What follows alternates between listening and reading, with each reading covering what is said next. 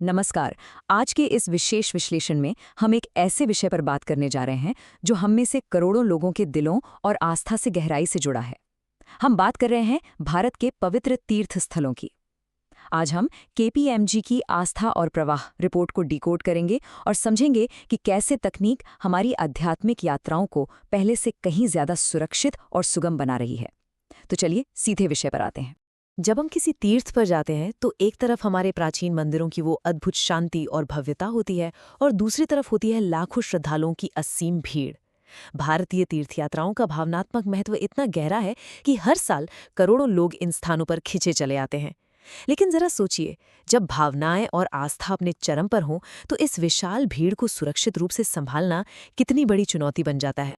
और यहीं से हमारा आज का सबसे अहम सवाल खड़ा होता है। आखिर हम करोड़ों श्रद्धालुओं की सुरक्षा और उनके शांतिपूर्ण दर्शन को कैसे सुनिश्चित कर सकते हैं?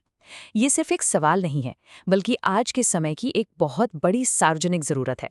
भीड़ को सुरक्षित रखने के लिए हम एक ऐसे वैज्ञानिक और तकनीक संचालित दृष्टिकोण की आवश्यकता है जिससे हर श्रद्धालु बिना किसी धक्का मुक्की या डर के अपनी प्रार्थना कर सके। आज के इस विश्लेषण में हम मुख्य रूप से इन 5 बिंदुओं पर गौर करेंगे: आस्था और भीड़ की चुनौती, भीड़ प्रबंधन की प्रमुख समस्याएं, तकनीक और स्मार्ट समाधान, भारत के कुछ बेहद सफल मॉडल और अंत में देखेंगे भविष्य का एक सुरक्षित रोड मैप। तो चलिए सबसे पहले बात करते हैं आस्था की उस चुनौती और इसके विशाल स्वरूप की। 1.43 बिलियन यानी 143 करोड़ से भी ज्यादा। पर्यटन मंत्रालय के अनुसार साल 2022 में भारत में धार्मिक पर्यटकों की संख्या इतनी ही थी। ये आंकड़ा सचमुच चौंका देने वाला है। इतने बड़े पैमाने पर लोगों का एक ही स्थान पर आना ये साबित कर देता है कि हमें एक विश्व स्तरीय प्रबंधन प्रणाली की आवश्यकता आखिर क्यों है। अब आते हैं उन प्रमुख समस्याओं पर जो भीड़ प्रबंधन में हमारे सामने सबसे बड़ी बाधा बनती हैं, खासकर बुनियादी ढांचे और सुरक्षा के मोर्चे पर। केपीएमजी की रिपोर्ट ने कुछ बहुत ही विशिष्ट चुनौतियों की पहचान की है। सबसे बड़ी बात तो ये है कि हमारे ज्यादातर मंदिर सदियों पुराने हैं। उनकी वो संकरी गलियां आज के दौर की इस भारी भीड़ के लिए तो बिल्कुल नहीं बनी थीं। इसके अलावा हमारे पास भीड़ का सटीक अनुमान लगाने वाले उपकरणों की भारी कमी है। फिर हमारी कुछ गहरी सांस्कृतिक प्रथाएं भी हैं, जैसे परिक्रमा करना या विशेष समय पर होने वाली आरती। उस वक्त भीड़ अचानक उमड़ पड़ती है, जिससे आधुनिक सुरक्षा व्यवस्था पर भारी दबाव पड़ता है। और इन सब में जो सबसे बड़ी चिंता की बात है वो है आपातकालीन तैयारी की कमी। खराब प्रबंधन के नतीजे कितने भयंकर हो सकते हैं, ये हम 2008 में हिमाचल प्रदेश के नैना देवी मंदिर में हुए दुखद हादसे से समझ सकते हैं। वहां भारी भीड़ के दबाव और बुनियादी ढांचे की कमी के चलते 140 श्रद्धालुओं को अपनी जान गंवानी पड़ी थी। ये हमें याद दिलाता है कि सही भीड़ प्रबंधन सिर्फ एक सुविधा नहीं है, बल्कि ये सार्वजनिक सुरक्षा की सबसे बड़ी जरूरत है। श्रद्धा और सुरक्षा के बीच का ये संतुलन सचमुच जीवन रक्षक है। तो फिर इसका समाधान क्या है? यहीं पर बात आती है तकनीक और केपीएमजी के उस इंटीग्रेटेड फ्रेमवर्क की जो इस पूरी व्यवस्था को स्मार्ट बना सकता है। इस पूरे स्मार्ट प्रबंधन को 3 बहुत ही सरल चरणों में बांटा गया है। पहला, आगमन से पूर्व, यानी जब आप अपने घर पर बैठकर यात्रा की योजना बना रहे हों। दूसरा, ग्राउंड इंफ्रास्ट्रक्चर, यानी जब आप मंदिर परिसर में मौजूद हों। और तीसरा, यात्रा के बाद, यानी आपका फीडबैक। ये शानदार दृष्टिकोण एक श्रद्धालु की पूरी यात्रा को कवर करता है। अब आगमन से पूर्व के चरण को ही ले लीजिए। इसमें डिजिटल बुकिंग पोर्टल्स और आपके मोबाइल फोन पर मिलने वाले रियल टाइम अपडेट्स बहुत काम आते हैं। इसका सीधा सा मतलब ये है कि आप मंदिर पहुंचने से पहले ही अपना दर्शन का टाइम स्लॉट बुक कर सकते हैं। इससे होता ये है कि मंदिर के बाहर लगने वाली वो अनावश्यक भीड़ पहले ही नियंत्रित हो जाती है, क्योंकि आपको बिल्कुल सही सही पता होता है कि आपको किस समय दर्शन के लिए जाना है। अब एक बहुत ही दिलचस्प आधुनिक तकनीक है जिसे डिजिटल ट्विन्स कहते हैं। इसे आसान भाषा में समझे तो ये पूरे मंदिर परिसर का एक कंप्यूटर जनित 3D या वर्चुअल मॉडल होता है। कृत्रिम बुद्धिमत्ता यानी एआई का उपयोग करके प्रशासन इस वर्चुअल मॉडल पर सिमुलेशन चला सकता है। इससे उन्हें पहले ही पता चल जाता है कि किस जगह पर भीड़ जमा होने वाली है, और वो असल में भीड़ बढ़ने से पहले ही रास्तों या बैरिकेड्स में जरूरी बदलाव कर सकते हैं। ये तकनीक भीड़ प्रबंधन में एक असली गेम चेंजर है।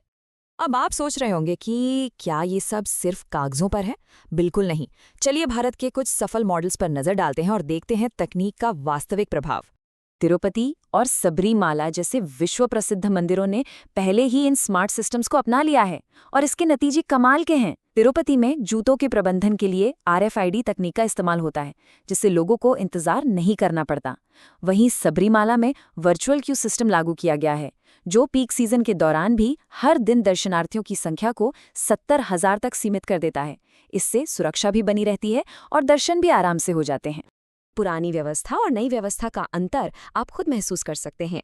पहले श्रद्धालुओं को 30 से 40 घंटे तक कतारों में खड़ा रहना पड़ता था, जो शारीरिक रूप से बेहद थकाऊ था। लेकिन अब इस नई स्मार्ट व्यवस्था में वर्चुअल कतारें और सुविधाजनक टाइम स्लॉट्स श्रद्धालुओं को बहुत राहत प्रदान करते हैं। अब आपको अपनी बारी आने तक आराम करने का पर्याप्त समय मिल जाता है। इसी तरह का एक और बेहतरीन उदाहरण है काशी विश्वनाथ मंदिर। उनके नए मोबाइल ऐप ने तो पूरी प्रक्रिया को ही बदल कर रख दिया है।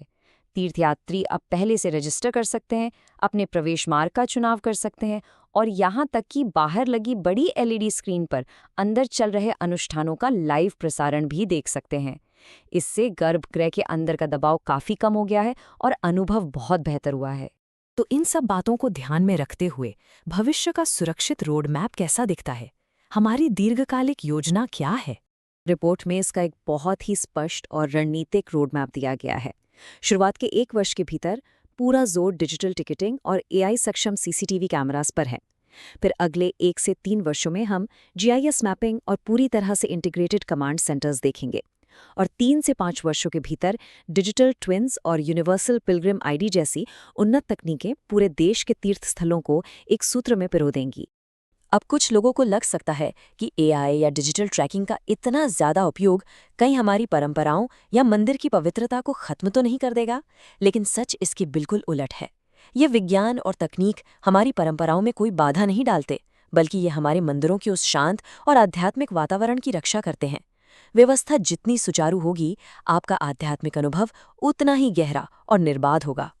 अंत में मैं आपको इस विचारोत्तेजक सवाल के साथ छोड़ना चाहूँगा। क्या ये स्मार्ट तकनीक हमारी आस्था के केंद्रों को आने वाली पीढ़ियों के लिए और अधिक सुरक्षित बना सकती है? जरा सोचिए, जब हमारी सांस्कृतिक विरासत स्मार्ट सिटी के इन आधुनिक समाधानों से पूरी तरह जुड़ जाएगी, तो हमारी आने वाली पीढ़ियां कितने सुरक्षित और शांतिपूर्ण तरीके से अपनी आस्था का अनुभव कर पाएंगी। उम्मीद है आज का ये विश्लेषण आपको पसंद आया होगा और आपको एक नया नजरिया मिला होगा।